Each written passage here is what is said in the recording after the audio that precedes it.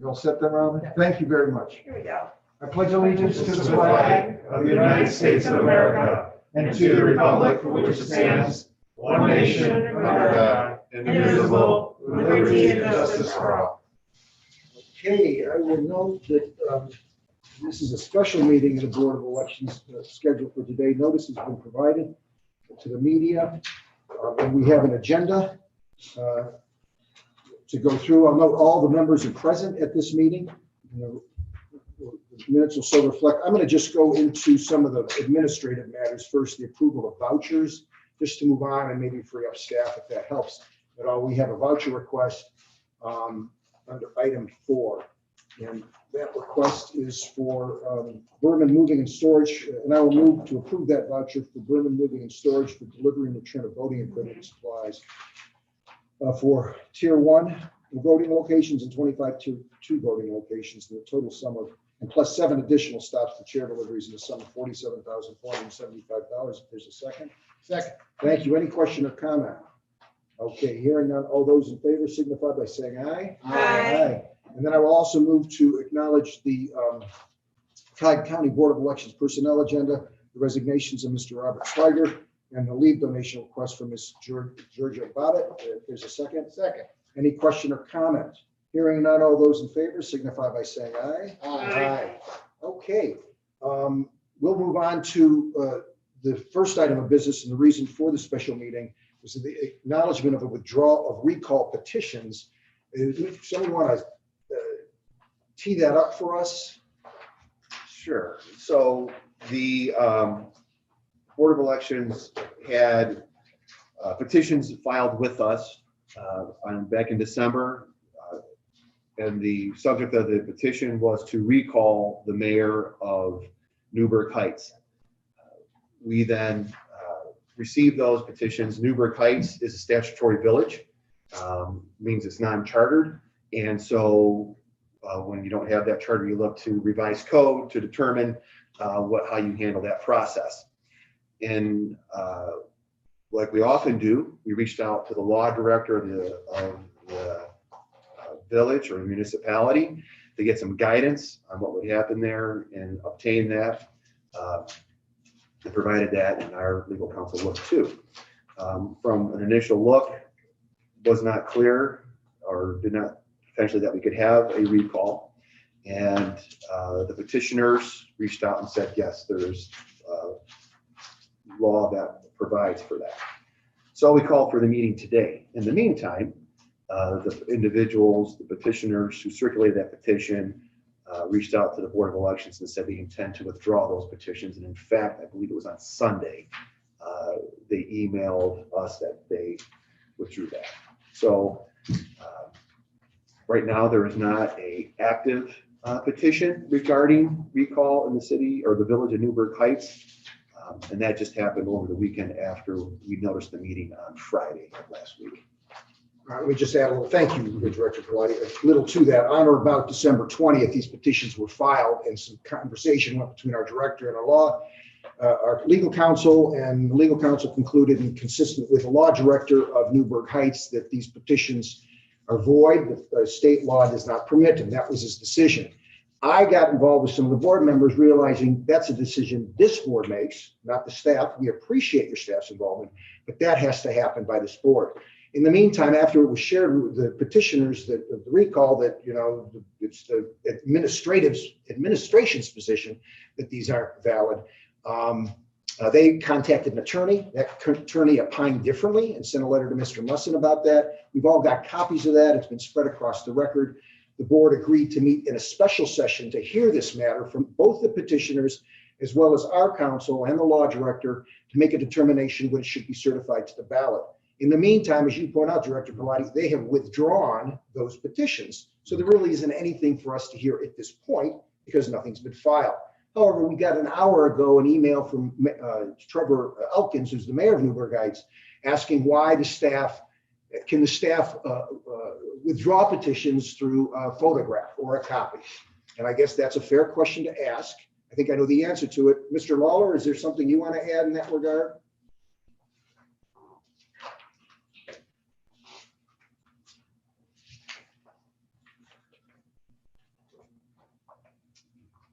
Graham Lawler, manager of Canada Petition Services. Being manager of the department for 21 years, I mean, certainly the last 4 or 5, we have routinely accepted withdrawals of candidates and issues via email. The board has seen every one of those come through here because you are actually acknowledging those withdrawals. So I know the statute says a written notice, doesn't go anything beyond that. We consider that to be a written notice. Thank you. I'm assuming past business practices is we've accepted any notice received electronically, by facsimile, by mail, Right. et cetera. And I can recall personally that we've acted on those notices, and there is no law that prohibits us from receiving those notices via fax. You're not aware of it. Okay. Anyone else have questions about that matter? No, I mean, I think it's a fair question, but, courts routinely accept electronic copies, facsimile copies, and it is the 21st century. And I do think we have a pattern and practice of accepting the same thing. So I didn't find it odd in any way that we would accept those. So. I will move then to acknowledge the withdrawal of recall petitions as spread upon this agenda. If there's a second. Second. Are there additional questions or comments at this point? Just a Go ahead, question. please. So if they refile then we would then reconvene and with a special meeting, or are we going to set a meeting date, or what? Well, that's Just a fair question. placeholder, Right. just in case. That's a fair question, and I don't know that they have refiled. I don't know when those petitioners will, and at which time staff will accept those filings, and then it'll be on the docket. Though on the docket, staff will recommend either to certify or not to certify, and then based on that recommendation, we'll have a hearing. Assuming they say don't certify, if that's our legal counsel, then there'll be a hearing, at which time we as a board will make a decision in public. As Mr. Perlotti pointed out, and I feel no obligation to call another special meeting because there's procedures that apply to these statutory filings requiring notice be given well before February 2nd. And otherwise, if we wait till February 14th, which is our next meeting, and hear this matter, and if it was approved, my understanding is it would be on the ballot in November. Is that correct, Director Pilati? Right. Well, so our understanding of a recall in the statutory community is that we have to certify the sufficiency of those petitions 90 days or more out from the election. February 2nd is that 90 days. And in this situation, the sufficiency is, it's one, our staff working the petition, coming up with those numbers, valid, invalid. Then typically as a director, I sign off on a form certifying what those numbers are. In a charter, we would send that to the municipality, to the clerk, and they would take care of it. In the statutory setting, that then now comes to the board, and at a meeting, the board now has to take an action, and they actually are taking that official sufficiency of it. And so that's what would have to happen February 2nd or prior for that to be on the May election. So you have to have those steps. If the board does then go ahead and make that determine it's sufficient, then we also then have to reach out to the elected official who's being recalled, make them aware, and then they have 5 days in which they can resign. If they do that, obviously, then there's not a need for the election, and that would just be filled through statutory measures. But the main thing is that we have to have it, staff have to work it. I have to then provide you with what the official numbers are. So in a board meeting, you can determine if we're going to have that election. And then that happens after the 2nd. Those things can come in, but then it just goes to the next election that's more than 90 days out, which would be November. Thank you. Any questions for Mr. Pilati on that process? Okay. Just another question. I mean, it seems, I know that we had had a little bit of this discussion in our prior meeting, but there's been a conversation around, sort of the, what does the law require, and the legal opinion that we got, and the fact that, despite the procedural steps that we're taking to make sure that the record is clear and we allow all parties to get due, appropriate notice and due process. I mean, the law has not changed. I mean, the law is that, as stated in, I think, the December 20th position was a little in advance of what we needed to do, but as for my reading of that letter, I mean, this is a village and not a municipality. And so ultimately, we're not making any, there's we're not trying to alter in any way or change our position as to what the law requires. So I just want to make sure I'm understanding that what we are doing is simply clarifying the record and making sure procedurally that the parties get due process on both sides. Is that a fair assessment of what we're trying to do? Well, I wanted to explain today how we got here. Okay. And I think you've done a fair job, and Director Pilati and myself and anyone else has commented. But the fact is, if these petitioners file the petitions again, which they're entitled to do, I mean, they're allowed to, and our staff decides they shouldn't be filed, and they have an attorney that argues, nope, you got the law wrong, I got it right. Obviously, we have to make a decision at another public hearing where everybody gets heard. And depending on our decision, then they can take that decision across the street to the Court of Common Pleas. So we're just going to wait and see what happens. Right. I think that kind of cleans it all up. You know, that's where we're at right now. That still leaves out there this one other matter where the mayor of Newburgh Heights, Trevor Elkins, has written in his own complaint that he would like this staff to investigate the petitioners or the circulators of the petitions that are now withdrawn. And, you know, that's another matter we brought to staff's attention, and then staff kind of went up to Pilati, but it's a complaint. He's asking for this board to do an investigation. And I want to start then with what our staff's recommendation is in regards to what his allegations are, is that one of the circulators used his registration address on the circulator statement and then signed a petition using another address where he apparently lives. And as a result of that, he wants this board to refer this matter to the prosecutor's office. So I want to hear from either Mr. Musson or Mr. Pilati or your staff what your recommendations are on that matter. I think, I don't think that looking at what he provided and looking at the documents, it doesn't rise to the level of fraudulent activity on these park petitions. So when we get park petitions, we look at the circulator statement and petitions, we accept them on face value of what's there.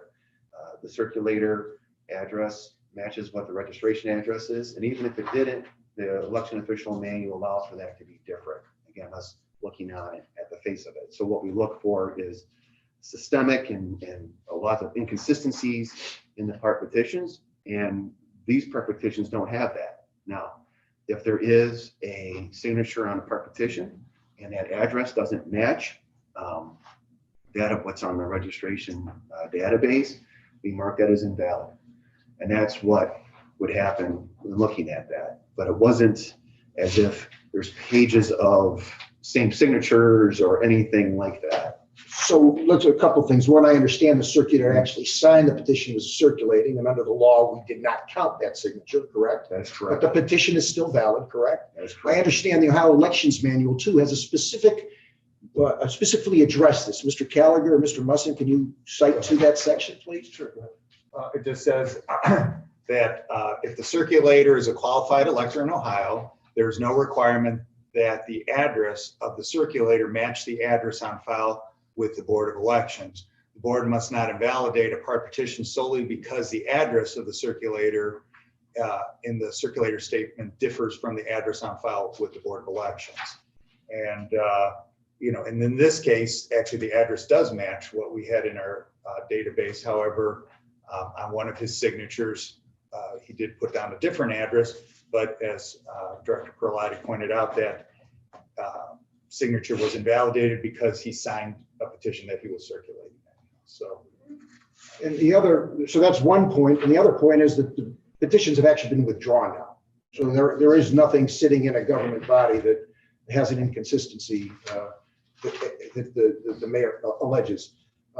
Having said that, I'm going to make a motion and then I'll have some more discussion that there be no investigation as requested by Mayor Elkins in this matter. If there's a second. And having said that, and we've heard from our staff, Mayor Elkins, I understand you're here. If you want to be heard, you may be, sir. You want to unmute him? Thank you, sir. I have nothing to say. I just appreciate hearing the explanation. Okay, thank you. Any other question or comment on the motion? Okay, hearing none, all those in favor signify by saying aye. Aye. Okay, that matter's taken care of. We acknowledge the withdrawal of the recall petition. There is no hearing on the petitions because there are no petitions to be heard. Is there any new business, Mr. Bellotti? Just a couple of quick things. I just want to hit on the redistricting. We know that both the congressional and the state legislative maps are, the court made a ruling on that. New maps were submitted in on Saturday, and what we are waiting on at this point in time is the petitions. The petitioners have 3 days to submit objections to the maps that were given, and then there's possible responses that I believe that the court can give to those petition objections. Basically, we don't know anything at this point in time.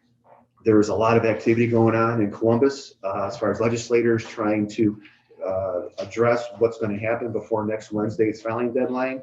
There has been there's been talk about moving the election. There's been talk about moving the filing deadline for the state legislative offices to that of the congressional, which is moved to March 4th. There's been talk about, as far as the petitions, as long as the person resides in the county that the district falls in, that could be a valid one as far as being in the district. So there's lots of things moving on. The Secretary of State is involved in all these discussions and will let us know as soon as they know something as what's going on. So at this point, we just sit tight, but there still is a February 2nd deadline. But I think that we'll have more information from the state by week's end on that. Excuse me, thank you, Director Pilati. So SOS is in contact with our offices and Yes, throughout the state and advising them how to proceed when appropriate. correct. Okay. Yeah. So they are doing that. And I guess some of this information I see on emails because this is a little side note, but for the OAEO conference, even though I wasn't there, this is probably why it happened. I've been elected as second vice president of the association. What happens when you don't show up? Exactly. You're not at the table, you're on the menu. Yeah, exactly. So, Oh, that's good. so yeah, so now on one more thing. So we're on that. I'm on that. Another thing I want to hit on. Excuse me, that'll be a presidential year, won't it? When you're president. Yeah, I'll be president during the presidential year. Yeah, glutton for punishment there. We did just get an email from Mandy Grandjean from Secretary of State's office saying, hey, be patient. Yeah. They're working feverishly to see what's going to happen. So Yeah. to your point, they are in contact with us and all the other BOEs. So Doing that. trying to figure out what's going on. Yeah, it's craziness. Another small thing or quick thing is that this Thursday, Mike West and I are sitting for depositions. If you remember, we're part of a suit for ballot selfies that we were notified of that a little while back, and now finally it's coming where we're going to sit for those depositions this upcoming Thursday. Mark has been working with Mike, and Mark and I will talk after this meeting just to make sure that we're prepared for Thursday. And then just the last thing, I'll let Tony talk to this. Today's National Poll Worker Day, and we did some activities downstairs. Yeah, today is National Poll Worker Recruitment Day. It's a relatively new observance, about 2 years old. But as part of that, the election officials department invited some poll workers to come in as part of a focus group. Along with that, we invited the media to come in, and we had TV5 and Spectrum News came and interviewed us along with some of the election officials who work at the polls. And generally, it's a good kickoff to our recruitment campaign. We will be hiring about 4,000 people as normal for a countywide. And it's a good opportunity just to get the word out there and encourage people to put their applications in now. And we'll be beginning training and so forth in early March. So generally, it was a very positive event and good thing to be part of. Thank you. Any other new business? Old business, Mary, any Charlie, public? can we just clarify that there was a vote on item 1? We did have a second. Was there an actual vote on item 1? You mean acknowledging the recall? Yes. The withdrawal of the recall? Yes.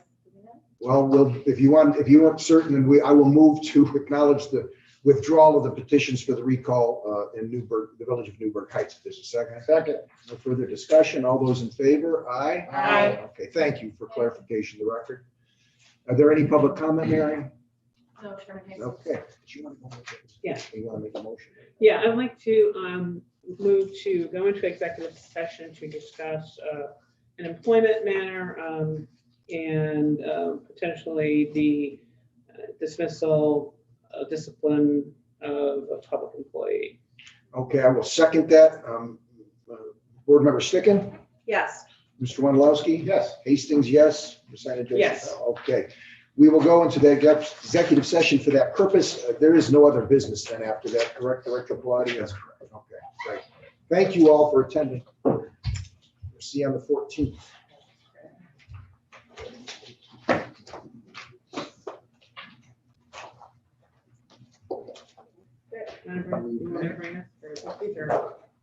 We have a sign.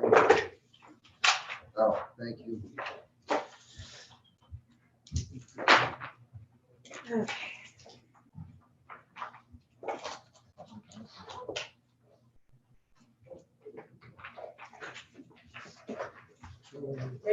Just for you, right? That was just for you, right? Tony's got a sign. Thanks. I didn't get second. There was a- No, I- Oh, okay. I saw it sitting there. Jeff, you want me to tangle along back there?